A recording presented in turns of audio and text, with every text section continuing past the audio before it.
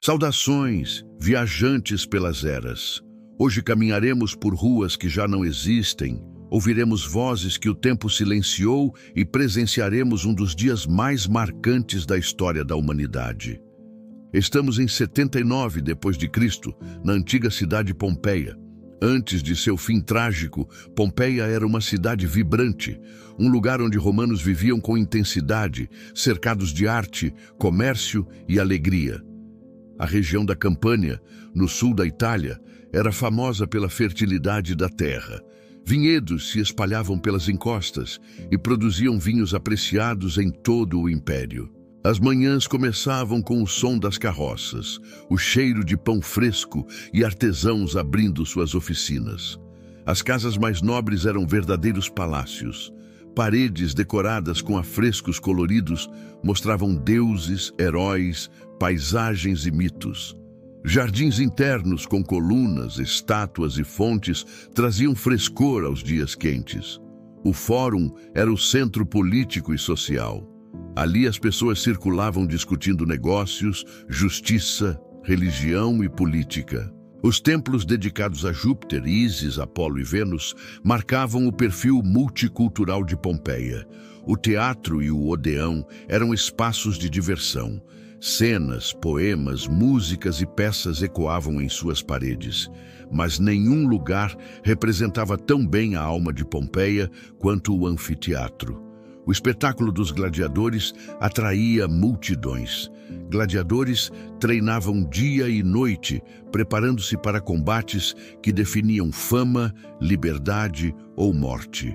As termas eram super importantes no dia a dia. O povo se juntava para relaxar, bater um papo e cuidar do corpo.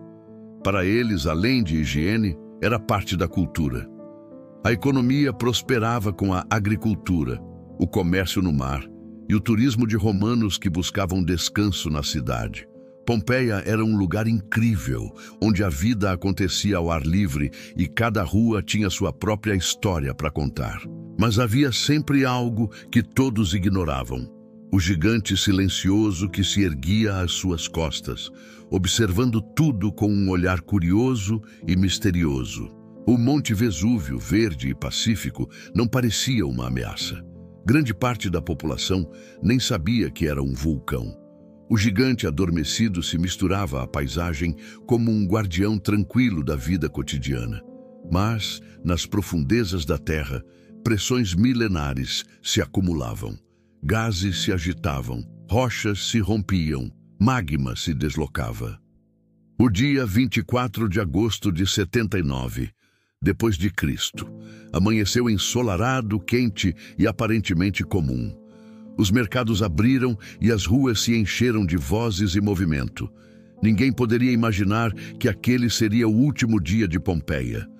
Por volta do meio-dia, um estrondo profundo ecoou pela região, fazendo pássaros levantarem voo em desespero. Os habitantes sentiram o chão tremer, como se a terra estivesse respirando de forma irregular. Em segundos, o topo do Vesúvio explodiu com violência inimaginável, lançando uma coluna colossal de fumaça, poeira e rochas ao céu.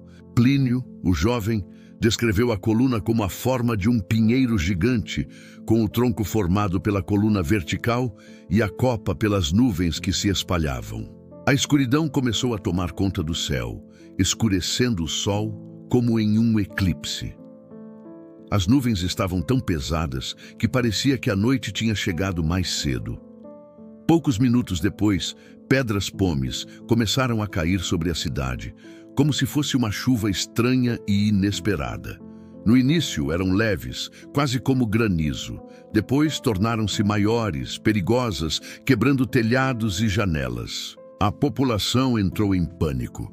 Muitos correram para dentro de casa, tentando se proteger da chuva de pedras. Outros tentaram fugir pelas estradas, mas logo perceberam que o caminho estava sendo bloqueado pela queda constante de material vulcânico. O porto, que poderia ser rota de fuga, estava com o mar completamente agitado, movido por ondas violentas e gases liberados pelo vulcão. A cidade ficou mergulhada em uma penumbra estranha, como se o dia tivesse sido roubado. Cinzas finas começaram a cair sem parar, acumulando-se nos cabelos, roupas e no chão. As pessoas improvisaram máscaras com panos molhados, tentando respirar em meio ao ar pesado. Dentro das casas, famílias se reuniram rezando, esperando que o terror passasse. Mas o gigante não havia terminado. A atividade vulcânica só aumentava. A coluna eruptiva alcançou dezenas de quilômetros de altura, espalhando pânico e destruição. A essa altura, algumas casas começaram a ruir sob o peso das pedras que se acumulavam nos telhados. Gritos ecoavam pelas ruas, misturados ao som distante do Vesúvio rugindo. A cada minuto, a temperatura aumentava e o ar se tornava mais difícil de respirar. Mesmo assim, alguns continuavam acreditando que poderiam resistir e esperar a calmaria. A noite caiu, mas era uma noite artificial, densa, quase sólida. Relâmpagos vulcânicos iluminavam o céu, criando flashes sinistros que revelavam pessoas cobertas de cinzas, correndo em desespero. O cheiro de enxofre se tornou insuportável. O ar ardia nos pulmões.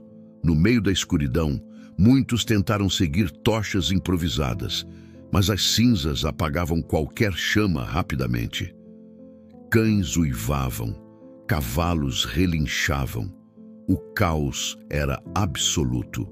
Por volta das primeiras horas da madrugada, o Vesúvio liberou sua arma mais mortal: fluxos piroclásticos. Nuvens de gás superaquecido, cinzas e fragmentos de rocha desceram a montanha em velocidade devastadora. Herculano foi a primeira a ser atingida. O calor extremo matou na hora quem ainda estava lá. Uma tragédia. Logo depois, novos fluxos começaram a avançar em direção a Pompeia, mais fortes e intensos. Muitos moradores acordaram com um clarão vermelho vindo da direção do vulcão.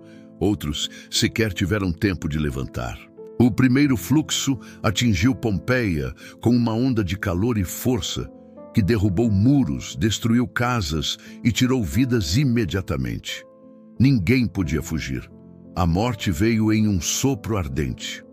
O Vesúvio liberou mais ondas sucessivas, cobrindo a cidade com camadas e mais camadas de cinzas. Quando finalmente o vulcão sossegou, Pompeia havia desaparecido completamente do mapa. Onde antes havia ruas, praças, mercados e teatros, agora havia apenas uma paisagem cinza, silenciosa, imóvel. Por séculos, a cidade permaneceu adormecida sob dezenas de metros de cinzas e rochas. Civilizações surgiram e caíram, impérios foram destruídos, a Europa mudou, o mundo mudou. Mas Pompeia ficou exatamente onde estava, preservada como uma cápsula do tempo. Quando arqueólogos começaram as escavações no século XVIII, revelaram o impossível. Casas inteiras emergiram como se o tempo tivesse pausado. Paredes ainda exibiam pinturas vivas. Vasos, moedas, joias e ferramentas estavam intactos. Foram encontrados pães carbonizados dentro de fornos, com marcas originais de fermentação. Ruínas revelaram restaurantes, lojas, padarias, tavernas, grafites e inscrições amorosas nas paredes. E então vieram os moldes dos corpos, feitos preenchendo cavidades, deixadas por corpos decompostos nas cinzas solidificadas. Silhuetas humanas apareceram. Mães abraçando filhos, pessoas tentando se proteger, outras cobrindo o rosto. Cada forma era uma história preservada no instante final. Pompeia se tornou um portal para o passado, uma janela única para entender a vida cotidiana romana. Nenhum outro sítio arqueológico do mundo preservou tanto de uma cidade antiga quanto Pompeia. Ali aprendemos sobre hábitos, economia, alimentação, arte, religião e dramas pessoais. A tragédia virou memória, a memória virou história, a história virou advertência. Pompeia nos lembra que a natureza é poderosa, imprevisível e indiferente ao destino humano. Nos lembra também que, mesmo nas ruínas, há beleza, e que a vida cotidiana é tão valiosa quanto qualquer império. Andando por Pompeia hoje, é possível ouvir ecos. Cada pedra carrega uma história, cada rua um destino interrompido. E assim, viajantes pelas eras, encerramos esta jornada pelo último dia da cidade enterrada.